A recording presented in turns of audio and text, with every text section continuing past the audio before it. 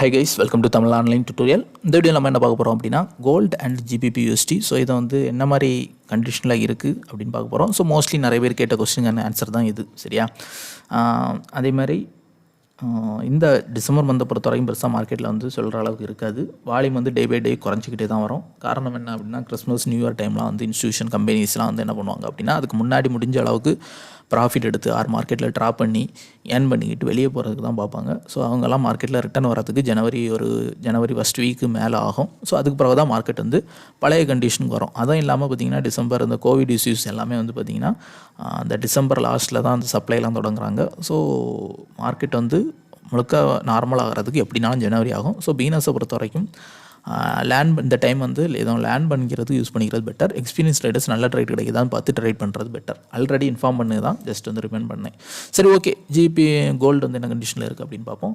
So கோல்டை பொறுத்த வரைக்கும் நம்ம ஃபஸ்ட்டு ஒரு விஷயம் தெரிஞ்சுக்கணும். என்ன அப்படின்னா சப்போர்ட் அண்ட் ரெசிஸ்டன்ஸ்னால் என்ன அப்படின்னு தெரிஞ்சுக்கணும். ஸோ இந்த மாதிரி ஒரு ஏரியா ஃபார்ம் ஆகிட்டு இருக்குது அப்படின்னா இது வந்து ஸ்ட்ராங் சப்போர்ட். ஸோ இதை பிரேக் அவுட் பண்ணிச்சுன்னா என்ன நடக்கலாம் அப்படின்னா ரீடெஸ்ட் பண்ணி டவுன் ஆகலாம்.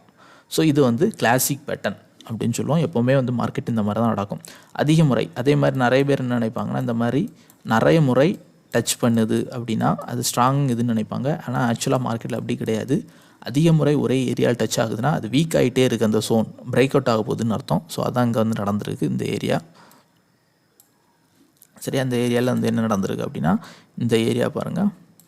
So first touch, second touch, third, fourth, அஞ்சாவது டச்சில் வந்து இந்த சோன் வந்து பிரேக் அவுட் பண்ணிட்டு, சரியா? இது வந்து எக்ஸாக்ட் சப்போர்ட்டு கிடையாது, இது வந்து ஒரு டிமாண்ட் சோன், சரியா?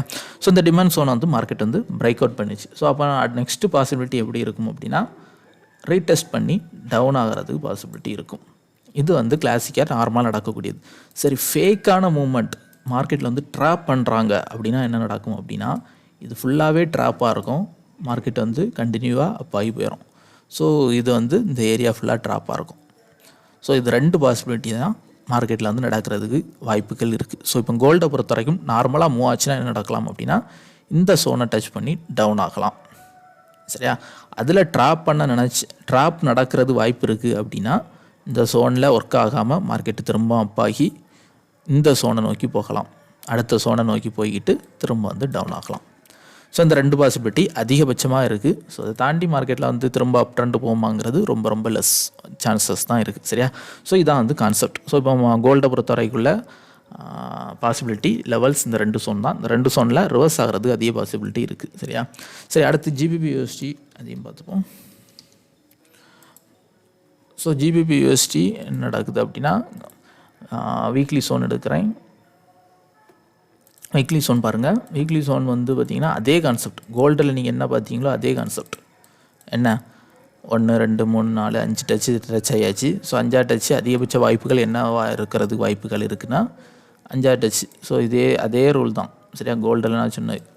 ஸோ இந்த ரூலில் பிரேக் அவுட் ஆகி ரீடெஸ்ட் பண்ணி திரும்ப போகிறதுக்கு வாய்ப்பு இருக்குது. ஃபஸ்ட்டு கிளாசிக்காக நார்மலாக மூவ் நடந்துன்னா இந்த மாதிரி நடக்கிறது வாய்ப்பு இருக்குது.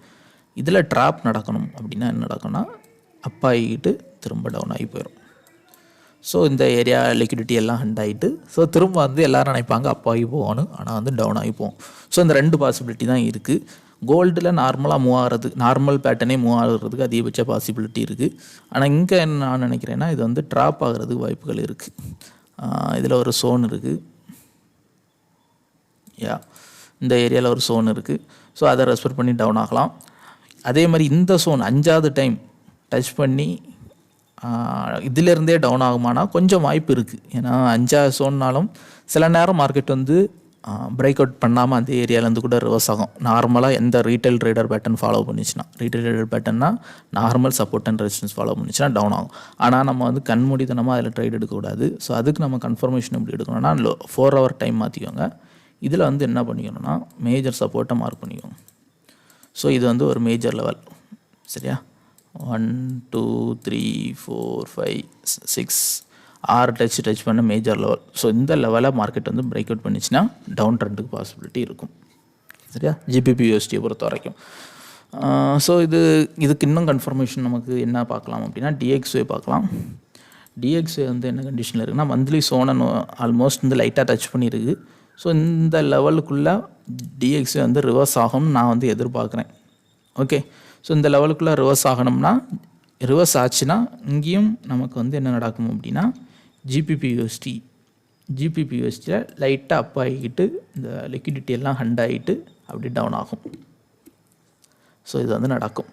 அப்படி இல்லை கண்டினியூஸாக அப் ஆகி போகுதுன்னா கண்டிப்பாக டிஎக்ஸ்ஏ வந்து அந்த சோனையும் பிரேக் அவுட் பண்ணி ஃபெயிலியர் ஆயிரும். ஸோ அது வந்து ரொம்ப கம்மியான பாசிபிலிட்டி தான் இருக்குது. ஏன்னா அந்த கொரோனா இஷ்யூஸ் எல்லாம் சால்வ் ஆக போகுது. அதே மாதிரி யூஎஸில் வந்து பிரசிடெண்ட் வந்து ஜனவரி வந்து பொறுப்பேற்க போகிறாரு. ஸோ எப்படி பார்த்தாலும் என்னை பொறுத்த வரைக்கும் இந்த டிசம்பர் மந்த்து மட்டும்தான் வந்து வீக்காக இருக்கும். நெக்ஸ்ட் மந்த்லேருந்து டிஎக்ஸ்ஏ வந்து ஸ்ட்ராங் ஆகிறது அதிகபட்ச வாய்ப்புகள் இருக்குது. அப்படி இல்லைனா டிசம்பர் லாஸ்ட் வீக்லேருந்தே ஸ்ட்ராங் ஆகிறது அதிக பாசிபிலிட்டி இருக்குது. சரியா? சரி, ஓகே கைஸ், இதான் வந்து ஜிபிபியூஎஸ்டி அண்ட் கோல்டுக்கான technical chart analyse. Thank you for வாட்சிங்.